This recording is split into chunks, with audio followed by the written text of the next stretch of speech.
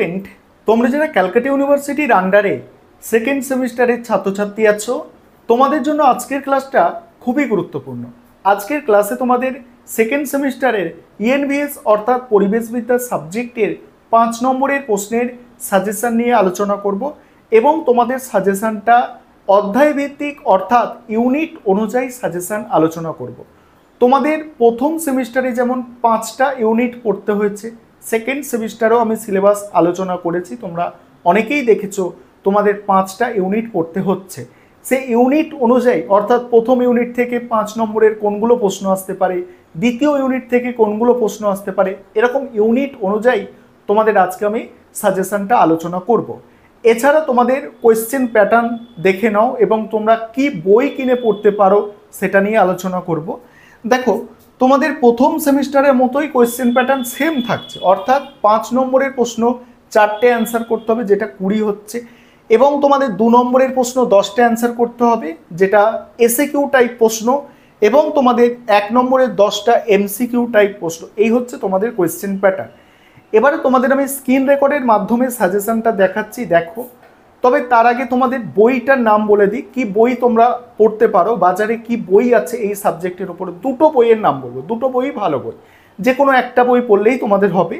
এছাড়া আমাদের online coaching class চলছে, 3 মাসের ক্লাস। তোমরা চাইলে অনলাইন কোচিং ক্লাসে পেড ব্যাচে অ্যাডমিশন নিতে পারো, সেখানে সমস্ত স্টাডি মেটেরিয়াল তোমরা পেয়ে যাবে, video class plus study material পেয়ে যাবে। 3 মাসের মধ্যে তোমাদের সিলেবাস কমপ্লিট করানো হবে। এছাড়া তোমরা যারা বই কিনে পড়াশোনা করতে চাইছো, দুটো বই শুনে নাও। 1 নম্বর হচ্ছে অরিন্দম ঘোষ, তোমরা জানো প্রথম সেমিস্টারেও তোমাদের ছিল। এই অরিন্দম ঘোষের বই কিনতে পারো, ভালো বই, বেস্ট বই, ঠিক আছে।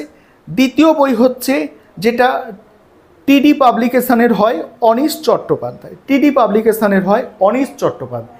এই বইটাতেও ভালো আছে, অর্থাৎ কোনো বই খারাপ নয়। এই দুটো বেস্ট বই, পরিবেশবিদ্যার উপরে বেস্ট বই। তোমরা যে কোনো একটা বই কিনে পড়তে পারো বা দুটোও কিনতে পারো, যার যেমন ইচ্ছা। তবে তোমরা যদি কেউ পেড ব্যাচে অ্যাডমিশন নিতে চাও তাহলে অ্যাডমিশন নিতে পারো। স্ক্রিনে যে নম্বর দেখতে পাচ্ছ এই নম্বরে যোগাযোগ করে পেড ব্যাচে অ্যাডমিশন নিতে পারো। আমাদের অলরেডি ক্লাস শুরু হয়ে গিয়েছে। চলো তোমরা এবারে সাজেশনটা দেখে নাও। এবারে তোমরা সম্পূর্ণ সাজেশনটা দেখে নাও। আর তোমরা যারা ইংলিশ ভার্সনের স্টুডেন্ট আছো তোমরাও দেখো, শেষে তোমরা ইংলিশে সাজেশনটা পেয়ে যাবে। ইউনিট অনুযায়ী 5 নম্বরের প্রশ্নের সাজেশন তৈরি করা হয়েছে। আর তোমাদের প্রথমেই বলে রাখি যে এই সাবজেক্টটা একটু তোমাদের বেশি পড়াশোনা করতে হবে, কারণ ক্যালকাটা ইউনিভার্সিটি এই সাবজেক্টের প্রশ্ন একটু ঘুরিয়ে ফিরিয়ে দেয়। তবে এখানে যে প্রশ্নগুলো দেওয়া হয়েছে এগুলো করলে তোমাদের কোনো সমস্যা হবে না। ইউনিট 1 থেকে যে প্রশ্নগুলো করবে দেখে নাও, আর কোন প্রশ্নগুলো তোমাদের জন্য অধিক গুরুত্বপূর্ণ সেটাও বলে দেব। দেখো, ইউনিট ওয়ানটা তোমরা যারা ডে শিফটে পরীক্ষা দিতে চলেছো তোমাদের জন্য মোস্ট ইম্পর্ট্যান্ট। কারণ একটা জিনিস দেখো, ইউনিট 1-এ কিন্তু মর্নিং শিফটে গতবারে প্রশ্ন এসেছিল, সেট 1 অর্থাৎ মর্নিং শিফটে গতবারে প্রশ্ন এসেছিল। ডে শিফটে এই মানে ইউনিট 1 থেকে কোনো 5 নম্বরের প্রশ্ন কিন্তু আসেনি। তাহলে ইউনিট 1 তোমাদের জন্য মোস্ট ইম্পর্টেন্ট। আর এই প্রশ্নটাও সেট 1-এ এসেছিল, তাহলে তোমরা যারা ডে শিফটে দেবে তোমাদের জন্য মোস্ট ইম্পর্টেন্ট। দেখো, প্রশ্নগুলো দেখে নাও। প্রথম প্রশ্ন, পরিবেশ শিক্ষা কাকে বলে, এর গুরুত্ব বা তাৎপর্য লেখো। পরের প্রশ্ন হচ্ছে তিবলিসি ঘোষণাপত্র সম্বন্ধে আলোচনা করো। পরিবেশ শিক্ষার উৎপত্তি সম্পর্কে আলোচনা করো। এবার পরিবেশ বিদ্যা এবং পরিবেশ জ্ঞানের মধ্যে পার্থক্য। নেক্সট আছে দেখো, পরিবেশ শিক্ষায় দর্শন, পরিবেশ শিক্ষার দর্শন বলতে কি বোঝো। আরেকটা আছে পরিবেশ শিক্ষার মূল উদ্দেশ্য, আর একজন নাগরিক হিসাবে পরিবেশ সচেতনতার মাত্রা কিভাবে বৃদ্ধি করতে পারো। এই হচ্ছে তোমাদের ইউনিট 1-এর টোটাল সাজেশন। ইউনিট 2 আলোচনা করব। আরেকটা বিষয় এখানে বলে নিই, তোমাদের জন্য অনলাইন কোচিং ক্লাস চলছে। তোমরা যদি কেউ পেড ব্যাচে অ্যাডমিশন নিতে ইচ্ছুক থাকো, নিচে স্ক্রিনে যে নম্বর দেখতে পাচ্ছ এই নম্বরে যোগাযোগ করে অ্যাডমিশন নিতে পারো।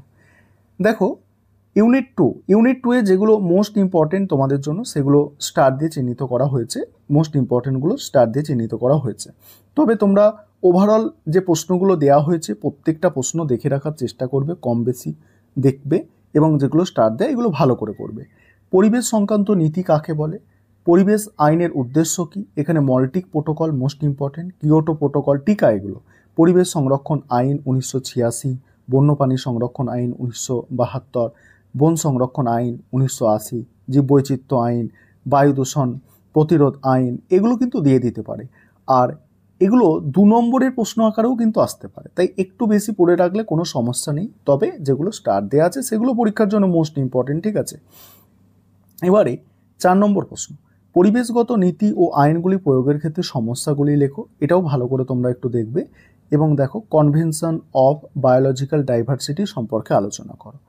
আর এখানে দেখছো এই মল্টিক প্রোটোকল আর কনভেনশন অন বায়োলজিক্যাল ডাইভার্সিটি, এটা সেট ওয়ানে কিন্তু এসেছিল গতবার, সেট ওয়ানে এসেছিল, অর্থাৎ মর্নিং শিফটে এসেছিল। এটা ডে শিফটের জন্য তো মোস্ট ইম্পর্টেন্ট একটা প্রশ্ন। এবার 3 নম্বর ইউনিট দেখো, 3 নম্বর ইউনিট থেকে যেগুলো তোমাদের তৈরি করতে হবে।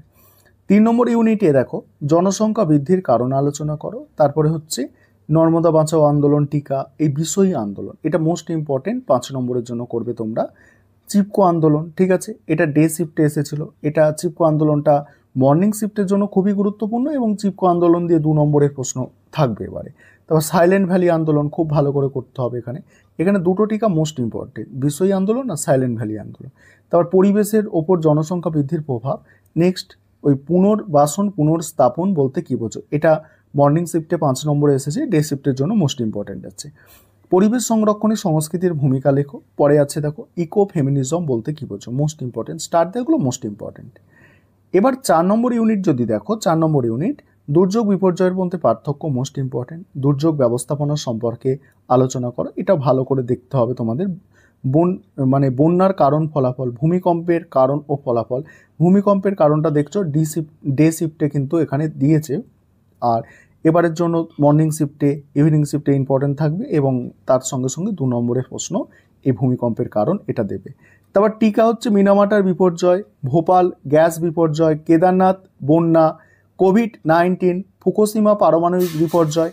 এখানে ভোপাল গ্যাস বিপর্যয় এটা ইম্পর্টেন্ট আছে টিকা, কেদারনাথ বন্যা মোস্ট ইম্পর্টেন্ট টিকা, এবং এই যে ফুকুশিমা পারমাণবিক বিপর্যয় এটা ডে শিফটে 24-এ এসে গিয়েছে। এটা তোমাদের মর্নিং শিফট এবং ইভিনিং শিফটের জন্য গুরুত্বপূর্ণ এবং তোমাদের 2 নম্বরের প্রশ্ন এখান থেকে থাকবে। এবার সুনামির কারণ ফলাফল এটা দেখতে হবে এবং তোমাদের শেষ ইউনিট অর্থাৎ 5 নম্বর ইউনিট আছে। এবার দেখো 5 নম্বর ইউনিট দেখো পরিবেশ শিক্ষাক্ষেত্রে ইকো ক্লাবের উদ্দেশ্যগুলি কী কী। তারপর টিকা হচ্ছে আইসিটি টিকা করতে হবে, পরিবেশ রক্ষায় শিক্ষার গুরুত্ব, আর এটা হচ্ছে মোস্ট ইম্পর্টেন্ট আছে পরিবেশ শিক্ষায় তথ্য প্রযুক্তি ও গণমাধ্যমের ভূমিকা, এটা ভালো করে তৈরি করতে হবে। পরিবেশ শিক্ষায় এনজিওর ভূমিকা ভালো করে করতে হবে, খুব ভালো করে করতে হবে এনজিওর ভূমিকা।